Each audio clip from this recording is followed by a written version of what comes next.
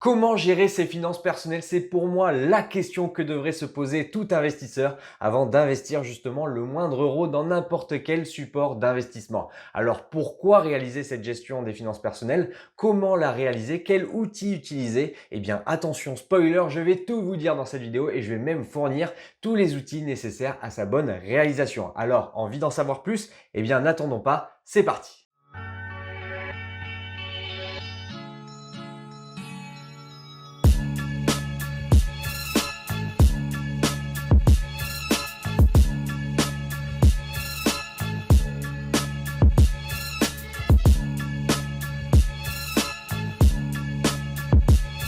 Avant d'aller à l'essentiel de la méthode, il faut bien comprendre pourquoi il est nécessaire de gérer ses finances personnelles. En effet, on a tous des projets, des objectifs à concrétiser. Et même s'ils sont personnels, ils ont tous un point commun, c'est qu'ils coûtent de l'argent. Et oui, mais l'argent n'est pas une fin en soi. En effet, eh bien, vous allez avoir justement ces objectifs qu'il va falloir mettre en place. Pourquoi? Eh bien, tout simplement parce que l'argent, vous n'allez pas l'emporter dans votre tombe. Accumuler des centimes, des euros jusqu'à n'en plus finir, c'est très bien, mais si à un moment donné vous n'en profitez jamais, eh bien ça a peu d'intérêt, hormis bien sûr la succession. Néanmoins, l'accumulation de l'argent a tout de même une vertu, c'est qu'il va être générateur d'anti-stress. En effet, on a beaucoup de stress au quotidien. Ça peut être une machine à laver qui tombe en panne, une voiture à remplacer ou alors par exemple un redressement fiscal. Bref, les exemples peuvent être nombreux et c'est pourquoi dans la gestion des finances personnelles, on a la première étape qui se trouve être l'épargne de sécurité. Cette épargne de sécurité, ça va être justement de placer des dépenses mensuelles sur un livret d'épargne, comme ça il va continuer à travailler. Je vous le rappelle, hein, si vous placez votre argent sur un compte, eh bien vous perdez de l'argent avec l'inflation. Alors qu'avec un livret d'épargne réglementé, eh bien vous faites travailler aussi peu soit-il, mais vous faites travailler quand même, donc vous perdez moins d'argent comparé à l'inflation.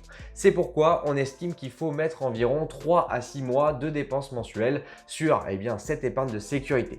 À titre personnel, je mets 6 mois de dépenses mensuelles. Pourquoi? Parce que j'investis également dans l'immobilier, j'ai des lignes de crédit et donc c'est pourquoi le risque est un petit peu plus grand. Vous pouvez également abaisser ou augmenter cette épargne de sécurité en fonction de votre stress. Si vous êtes de nature stressée, n'hésitez pas à augmenter ce matelas de sécurité. Plus le matelas sera élevé, moins dur sera la chute. Cette épargne de sécurité a été pour moi la priorité à mes débuts et je pense devra être la vôtre. En effet, n'investissez pas selon moi le moindre euro tant que vous n'avez pas votre épargne de sécurité de constituer. Tout simplement parce que tant que vous allez avoir justement ce matelas qui sera très fin, si vous commencez dans vos investissements à avoir des lignes dans le rouge, là vous allez sentir le stress augmenter et si vous êtes pris à la gorge, vous allez avoir tendance à prendre les mauvaises décisions. Donc c'est pourquoi constituez-vous en premier lieu cette épargne de sécurité.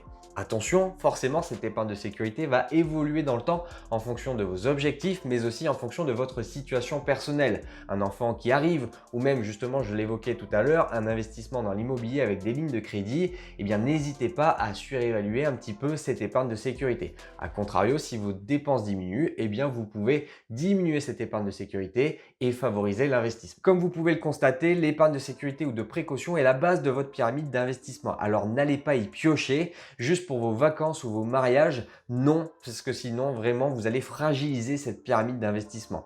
Il y a une autre épargne qui existe pour ce type de projet. Elle est souvent oubliée, c'est l'épargne long terme. En effet, c'est là vraiment pour vos projets moyen long terme, comme par exemple l'achat d'un bien immobilier, un mariage, un enfant ou autre. Et c'est souvent placé sur une assurance vie et non un PER. Le PER est uniquement là pour préparer votre retraite, je vous le rappelle. Pour le moment, mon objectif est simple et très clair, c'est d'atteindre la liberté financière. Alors en effet, c'est pas pour prendre ma retraite forcément à 40 ans, ça on le verra en temps voulu, mais c'est justement pour avoir la possibilité de travailler quand je le veux et où je le veux. Pour moi, c'est vraiment là l'essentiel. Alors c'est pourquoi actuellement, j'investis avec un profil dynamique pour faire travailler au maximum mon argent et atteindre justement cette liberté financière qui me laissera la possibilité de continuer ou non dans le monde du travail. Maintenant que vous avez saisi pourquoi il est primordial de maîtriser la gestion de vos finances personnelles, on arrive à l'étape fatidique, comment le réaliser?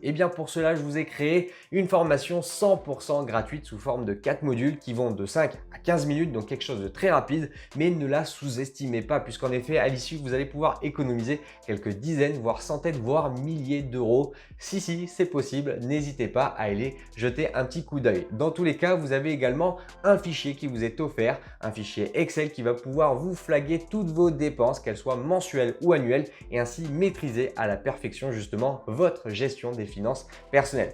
Ne le sous-estimez pas une nouvelle fois, si vous allez optimiser ces dépenses, eh bien sachez que vous allez gagner en capacité d'épargne et donc forcément en capacité d'investissement. Et c'est là vraiment le nerf de la guerre pour un investisseur. Si vous souhaitez avoir un accompagnement un petit peu plus personnalisé, eh bien je fais également des coachings personnalisés. N'hésitez pas, pour cela comme à chaque fois, vous avez tout en message épinglé, le lien de la formation qui contient également le fichier Excel, les modules, mais aussi le coaching personnalisé pour ceux qui le veulent. Maintenant que votre budget est défini et très précis, on va maintenant déterminer votre capacité d'épargne. Pour cela, c'est très simple, capacité d'épargne égale revenu moins dépenses. C'est simple, non? Concrètement, c'est l'argent que vous avez une fois vos dépenses passées. Par exemple, Sam a un salaire net de 2000 € et des dépenses mensuelles fixes de 1650 €. Ainsi, Sam a 350 € en fin de mois qui correspond à sa capacité d'épargne. Ce montant représente 17,5% de son salaire. La capacité d'épargne de Sam est donc de 17,5%, ce qui est quand même globalement dans la moyenne des Français. Idéalement, le taux d'épargne doit être proche de 20%, mais c'est difficile pour une grande partie d'entre vous, surtout si vous gagnez le SMIC. L'essentiel cependant reste d'épargner, ne serait-ce que pour se protéger des aléas de la vie courante comme je vous l'ai introduit précédemment. Personnellement, j'ai une capacité d'épargne de plus de 84%. Alors oui, c'est énorme, mais clairement, moi je suis un petit peu en mode bourrin. J'ai envie, comme vous le savez, d'atteindre ma liberté financière le plus rapidement possible et c'est pourquoi j'investis un maximum. Encore une fois, eh bien, les situations personnelles ne se ressemblent pas, donc n'hésitez pas à adapter cette capacité d'épargne en fonction de votre situation personnelle et de vos objectifs. Une fois que cette capacité d'épargne est statuée et définie, on va passer au plan d'investissement. Petit focus MPM investissement, j'entends vraiment partout que la gestion des finances personnelles est ni plus ni moins qu'une gestion des dépenses et des revenus. Non, pour moi, ça va beaucoup plus loin et ça va jusqu'à la mise en place d'un plan d'investissement. En effet, pour moi, un bon investissement a comme prédécesseur nécessairement une bonne gestion des finances personnelles, alors que l'inverse n'est pas forcément vrai. Je m'explique, pour moi, votre plan d'investissement doit être construit, doit avoir des objectifs clairs et précis et c'est pourquoi vous devez définir votre profil d'investisseur et définir également votre horizon de placement qui sera ni plus ni moins fixé sur vos objectifs personnels. Typiquement, à titre personnel, vous le savez, j'ai un profil très dynamique, mais je vise également très loin pour mes investissements. Je vise le très long terme. Alors certes, si j'atteins justement cette liberté financière plus tôt, c'est parfait, je pourrais choisir de travailler ou non, ou de travailler quand je le veux, mais pour mes investissements, je vise toujours le très long terme, justement parce que les marchés évoluent et que le très long terme permet de lisser tout ça. Donc pour moi, c'est parfait, je suis encore jeune, je vise le très long terme.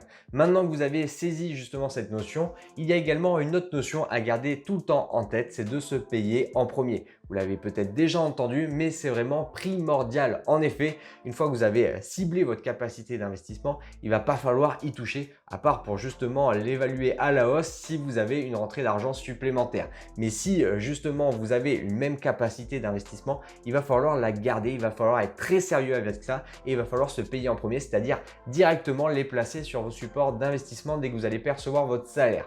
Pourquoi? Tout simplement parce que quand vous avez votre salaire, vous avez votre compte courant qui gonfle et c'est là où on va pouvoir céder à toutes les tentations, acheter cette petite veste là qui sans raison vaut plus de 500 €. Non, là ça il va falloir vraiment arrêter avec ça. Il faut se payer en premier, viser vos objectifs et justement ça va passer par l'investissement et donc se payer en premier. Concrètement, dès la réception de mon salaire, j'investis toute ma capacité d'épargne dans mes placements financiers, soit 3 875 € qui partent sur mes différentes enveloppes au début de chaque mois. De cette manière, l'argent qui reste sur votre compte courant sert à couvrir les dépenses identifiées dans votre budget, dans votre fichier Excel qui, je vous le rappelle, est disponible dans la formation 100% gratuite. Et ça, pas plus, puisqu'en effet, on va parler de se payer en premier. Aujourd'hui, des solutions d'épargne automatique existent et sont très intéressantes. Elles vous permettent d'être discipliné sans faire d'efforts. L'ensemble de mes investissements boursiers immobiliers atypiques sont automatisés avec des versements programmés mis en place en début de mois. Une fois que tous ces versements programmés sont réalisés, je n'ai plus qu'à gérer mes investissements et cela ne représente qu'une demi-journée par mois. Vous en conviendrez, c'est totalement acceptable. Alors finalement, si on reprend, vous avez votre épargne de sécurité sécurité,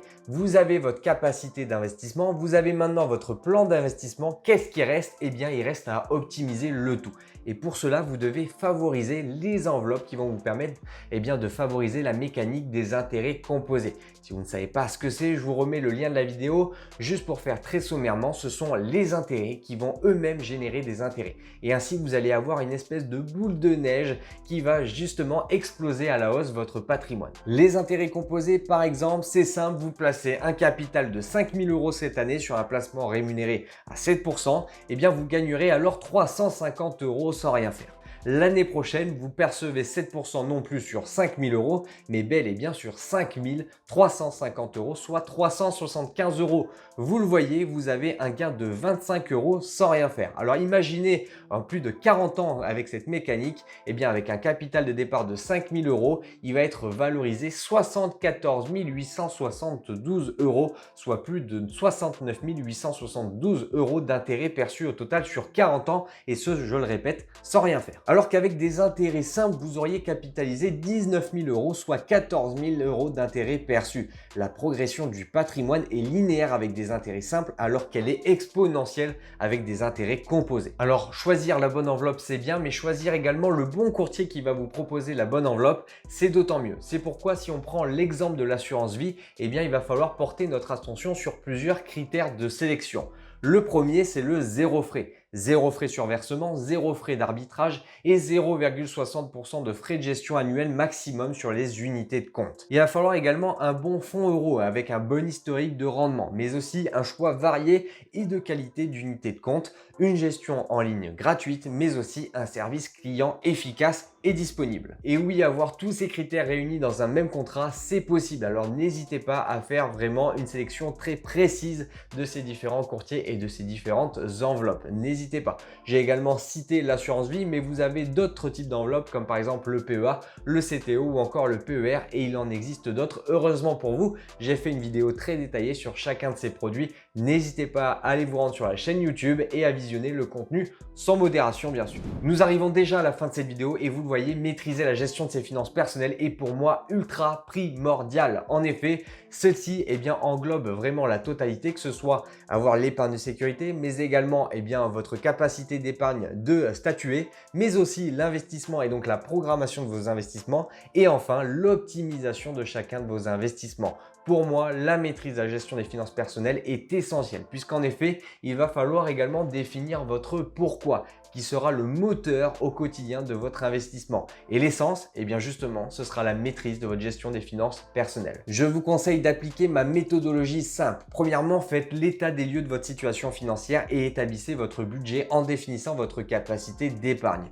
Deuxièmement, diversifiez votre épargne sur les placements adaptés à vos projets, mais aussi vos objectifs. Épargne de sécurité sur des livrets réglementés, épargne long terme sur l'assurance vie ou PER, et l'investissement sur PEA, CTO, assurance vie, etc.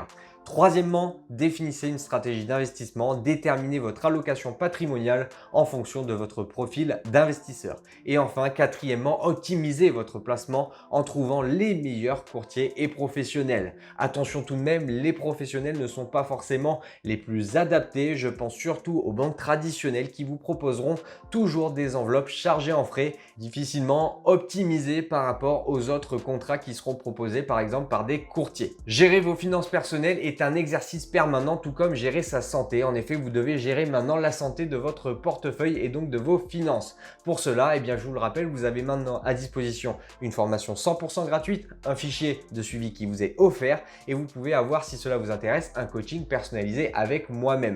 Si vous voulez aussi aller plus loin, je vous ai également ouvert les portes de mon gestionnaire de patrimoine. Vous avez là une personne qui est indépendante à cette vidéo qui pourra vous accompagner. N'hésitez pas, le premier rendez-vous est gratuit. Et les places sont assez chères puisqu'elles partent très rapidement. Je crois qu'il y a déjà plus de place pour le mois en cours, donc n'hésitez pas à anticiper ce rendez-vous. Une nouvelle fois, il est gratuit et vous n'avez pas d'obligation derrière. Je vous remets comme à chaque fois tous les liens en message épinglé. N'hésitez pas à aller faire un tour. D'ici là, réfléchissez, mais pas trop, investissez, devenez riche. C'était Mathias. Ciao, ciao.